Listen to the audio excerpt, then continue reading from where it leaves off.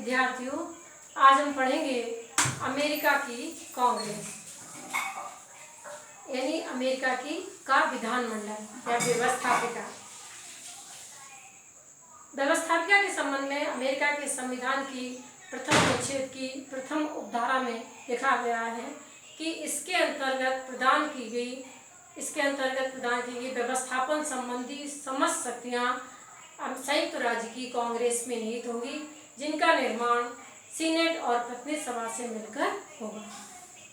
अर्थात अमेरिका का जो विधानमंडल है, कांग्रेस है, वो द्विसदनीय होगा, जिसके दो सदन होंगे, प्रथम सदन प्रतिनिधि सभा और द्वितीय सदन सीनेट।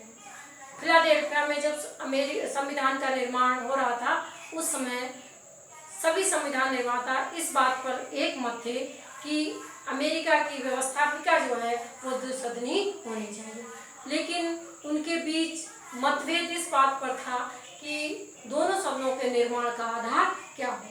जो बड़ी इकाइयाँ थीं या जो बड़े राज्य थे, उनका बल इस बात पर था कि दोनों सदनों का निर्माण जनसंख्या के आधार पर हो, जनसंख्या के सिद्धांत के आधार पर हो, जबकि छोटी इकाइयाँ थी, उनका ये कहना था कि इकाइयों की समानता के सिद्धांत के आधार पर जो है, या प्रतिनिधित्व की समानता के सिद्धांत के आधार पर जो है इसका गठन किया जाए। अंत में दोनों पक्षों में समन्वय स्थापित करते हुए तय किया गया कि प्रथम सदन प्रतिनिधि सभा का निर्माण जनसंख्या के आधार पर हो और द्वितीय सदन का निर्माण इकाइयों की समानता के सिद्धांत के आधार पर हो। इस प्रकार से अब हम आज पढ़ेंगे अमेरिका का द्वितीय सदन, जिसे सीनेट कहा जाता है। सीनेट अमेरिका की कांग्रेस का द्वितीय सदन है। इसका निर्माण इकाइयों की समानता के सिद्धांत के आधार पर किया गया है। यहाँ पर प्रत्येक राज्य से, चाहे वो छोटे हों चाहे बड़े हों, दो प्रतिनिधि चुनकर भेजे जाते हैं।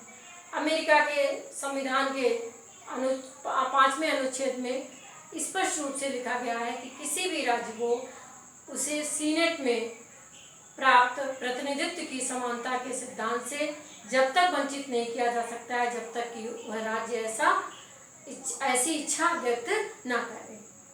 इस प्रकार से हम कह सकते हैं कि प्रारंभ में अमेरिका में 13 राज्य थे। उस समय सीनेट के सदस्यों की संख्या 26 थी। वर्तमान में अमेरिका में 50 राज्य हैं और इस समय अमेरिका में की सीनेट में जो है 50 सदस्य हैं, अर्थात उसकी सदस्य संख्या 50 है। अब है सीनेट सदस्यों की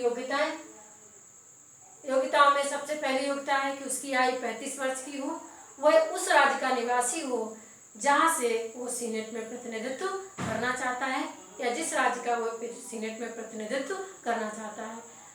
तीसरा है कि वह संयुक्त राज्य अमेरिका में कम से कम 9 वर्ष से निवास कर रहा हो या 9 वर्ष से वहाँ का निवासी हो।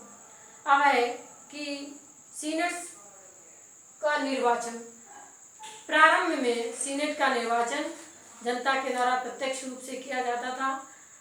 जो संघ की इकाइयाँ थीं, उनके विधानमंडल सीनेट के लिए सदस्य चुनकर भेजते थे। ये व्यवस्था काफ़ी समय तक रही, लेकिन बाद में इस व्यवस्था में दोष उत्पन्न हो गए, क्योंकि सीनेट की इकाइयों में के जो आपसी झगड़े थे, उनके जो हम ये कह सकते हैं कि और मतभेद थे, इनके वो इतने ज़्यादा बढ़ गए कि प्रत्येक राज्य से सीनेट के 2 सदस्यों को चुनना बहुत मुश्किल हो गया। कहते हैं कि 1880 से 1912 तक अमेरिका में कम से कम 11 राज्य ऐसे थे जहां से सीनेट का सिर्फ एक सदस्य ही वहां से चुनकर भेजा जाता रहा, या एक सदस्य ही उस राज्य का प्रतिनिधित्व करता रहा। और 1901 में तो ऐसी स्थिति हुई कि अमेरिका के डेलावेयर राज्य से सीनेट में कोई भी सदस्य चुनकर नहीं भेजा जा सका। इसके बाद इसमें चुनाव में भ्रष्टाचार को भी अपनाया जाने लगा, या भ्रष्टाचार के साधन भी अपनाए जाने लगे। अब विशेष रूप से अमेरिकी की जो छोटी इकाइयाँ थीं, उनके विधानमंडल के सदस्यों उसके विधानमंडल के सदस्यों के द्वारा रिश्वत लेकर जो है सदस्यों को चुनकर सीनेट में भेजा जाने लगा। अर्थात वहाँ के जो धनी लोग थे वो छोटे राज्यों के विधायकों को धन देकर, रिश्वत देकर अपने मन चाहे प्रस्तावित सदस्य को चुनवा कर सीनेट में भेजने लगे। तो कहने का मतलब है, अर्थात हम ये कह सकते हैं कि ये व्यवस्था जो है वो काफ़ी दोषपूर्ण हो गई। ऐसी स्थिति में जनता में ये विचार पनपने लगा या बल पकड़ने लगा कि अब जो है सीनेट का निर्वाचन जनता के द्वारा प्रत्यक्ष रूप से किया जाए। अंत में 1912 में संविधान में 17वां संशोधन किया गया, जिसके द्वारा ये तय किया गया कि सीनेट के सदस्यों का निर्वाचन जनता के द्वारा प्रत्यक्ष रूप से किया जाए।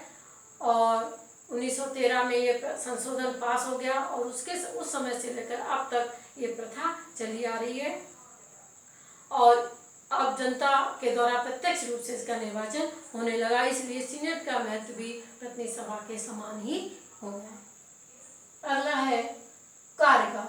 सीनेट एक स्थायी सदन है और इसका कार्यकाल, इसके सदस्यों का कार्यकाल लगभग 6 वर्ष होता है। इसके 1/3 सदस्य प्रति 2 वर्ष बाद अवकाश ग्रहण करते हैं और उसकी जगह 1/3 नवीन सदस्यों का निर्वाचन किया जाता है और वो उनका अपना स्थान ग्रहण करते हैं। इस प्रकार से लगभग एक सदस्य का कार्यकाल 6 वर्ष होता है। इसके हम कह सकते हैं कि अगला है वेतन भत्ते और उन्नतियां। सीनेट के सदस्यों अमेरिका की कांग्रेस के दोनों सदनों के वेतन भत्ते और उन्नतियां कैसी हैं? समान है। सीनेट के सदस्यों को प्रतिनिधि सभा के बराबरी $35,000 वार्षिक वेतन मिलता है। $17,500 क्लर्क को दिया जाता है और $12,000 के करीब जो है कार्यालय खर्च के लिए दिया जाता है। इसके अतिरिक्त उसे यात्रा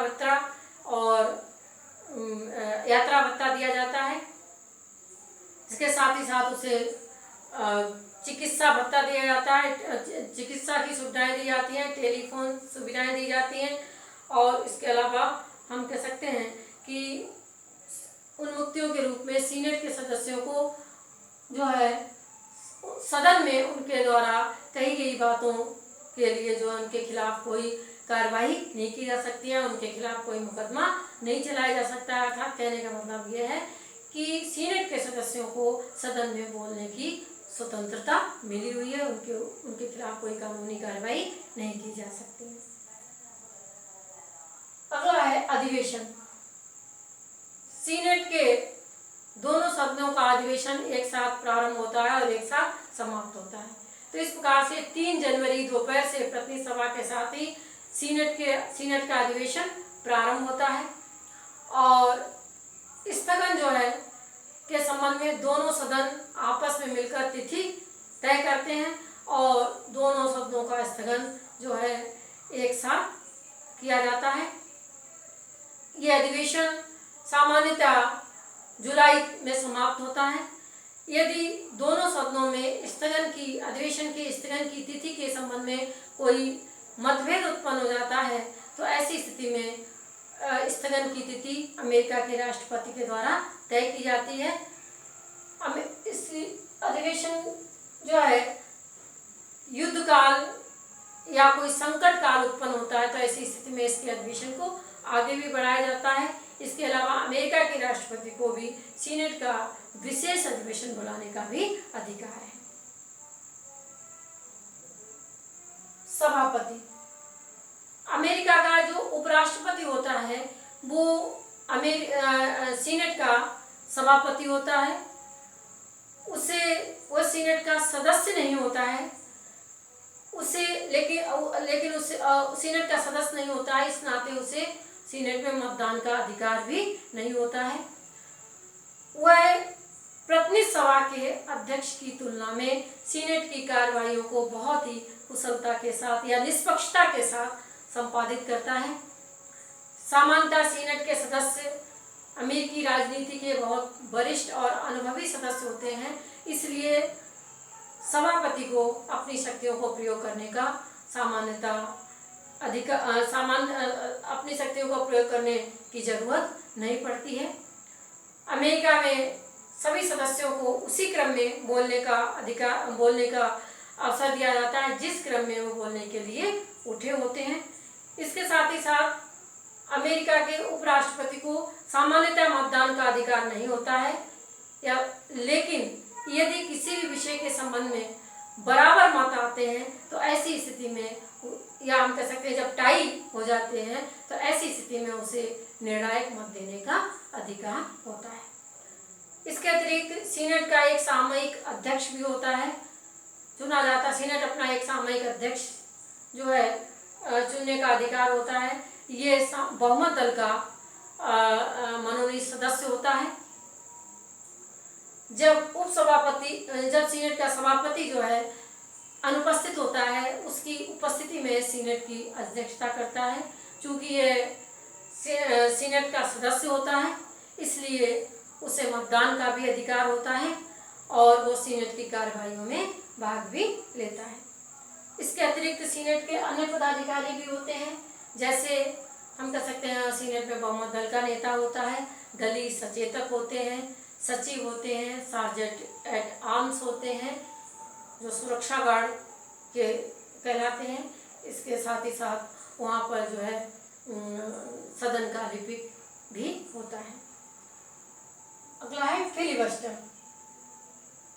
देखिए, ये फिलिबस्टर जो है वो सीनेट के कार्यवाही का एक दोष कहा जाता है, क्योंकि सीनेट के सदस्यों को मन चाहे समय तक बोलने की स्वतंत्रता मिली हुई होती है।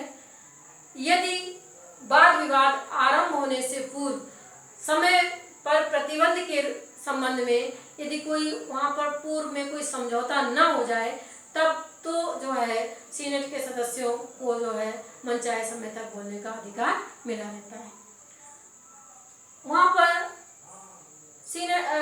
पर सदस्यों पर बोलने का प्रतिबंध, सिर्फ बोलने पर प्रतिबंध मात्र इतना ही है कि कोई भी सदस्य जो है एक दिन में एक विषय पर 2 बार से अधिक नहीं बोल सकता है। तो इस प्रकार से वहाँ पर सदस्यों के ऊपर सदन में बोलने के ऊपर कोई प्रतिबंध नहीं है। समय का वहाँ पर कोई भी प्रतिबंध नहीं है और वहाँ पर मन चाहे समय तक कोई भी सदस्य बोल सकता है। लेकिन मूल रूप से ये व्यवस्था इसलिए की गई थी ताकि किसी भी विषय पर वहाँ पर अच्छी प्रकार से वाद विवाद हो। लेकिन बाद में कालांतर में सीनेट के सदस्यों भी, विशेष रूप से हम कह सकते हैं जो अल्पमत के सदस्य होते हैं या विपक्ष के सदस्य होते हैं, उनके द्वारा जो है किसी भी विधेयक को रोकने के लिए या सदन के कामकाज में रुकावट डालने की दृष्टि से लंबे समय तक बोलने की प्रवृत्ति को अपना लिया गया, लंबे समय तक भाषण देने की प्रवृत्ति को अपना लिया गया और उन भाषणों का या उस वाद विवाद का विषय से कोई भी संबंध नहीं होता था। तो इस प्रकार से उनका उद्देश्य मात्र ये होता था कि सदन के कामकाज में रुकावट डाली जाए, बाधा डाली जाए, ताकि कोई भी विधेयक पारित न हो सके जिसे वो पारित नहीं करना चाहते हैं। तो इस प्रकार से फिलिबस्टर जो है हम कह सकते हैं कि सदन के कामकाज में रुकावट डालने की दृष्टि से मन चाहे समय तक बोलने की जो आज़ादी है, कार्यवाही है, उसे फिलिबस्टर कहा जाता है। फिलिबस्टर की कार्यवाही जो है वो सीनेट के समय को बर्बाद करने की दृष्टि से जो है बहुत हम कह सकते हैं कि एक बड़ा दोष कहा जा सकता है। राष्ट्रपति वुड्रो विल्सन ने भी कहा कि सीनेट के थोड़े से लोगों का या हम कह सकते हैं कि हठी सदस्यों का कोई भी छोटा सा समूह जो है संयुक्त राज्य की जो सरकार है उसे असहाय और पंगु बना सकती है। और इस प्रवृत्ति का 1917 में और 37 में बहुत ज़्यादा प्रयोग किया गया या फिलिबस्टर की प्रवृत्ति को बहुत ज़्यादा अपनाया गया, जबकि एंटी लिंचिंग विधेयक आया और जो जहाज़ों का व्यापारिक जहाज़ों के सस्तीकरण का विधेयक था, उनके संबंध में जो है लगभग 1.5 महीने तक वहाँ पर से फिलिबस्टर की कार्रवाई को अपनाया गया। तो ऐसी स्थिति में ये सोचा गया या विचार किया गया कि सीनेट के समय का सदुपयोग हो, तो जो है इस संबंध में 1917 में वहाँ पर एक विधेयक समापन नियम लाया गया और जिसे बाद में 1949 में संशोधित किया गया और जिसके द्वारा ये तय किया गया कि यदि सीनेट की कुल सदस्य संख्या का 2/3 सदस्य किसी भी वाद विवाद को समाप्त करने का प्रस्ताव पारित कर दें तो उस विषय पर वाद विवाद समाप्त माना जाएगा। लेकिन ये कहा जाता है कि 2/3 बहुमत प्राप्त करना बहुत कठिन होता है और इस प्रकार का नियम पारित होने के बाद भी अमेरिका में फिलिबस्टर की प्रवृत्ति को अपनाया गया और वहाँ पर कहते हैं 1953 में सीनेटर मॉरिस के द्वारा जो है लगभग 22 घंटे 26 मिनट तक जो है सदन में अपना भाषण दिया गया है। फिलिबस्टर की प्रवृत्ति को अपनाया गया, जो कि एक अच्छी बात नहीं कही जा सकती है।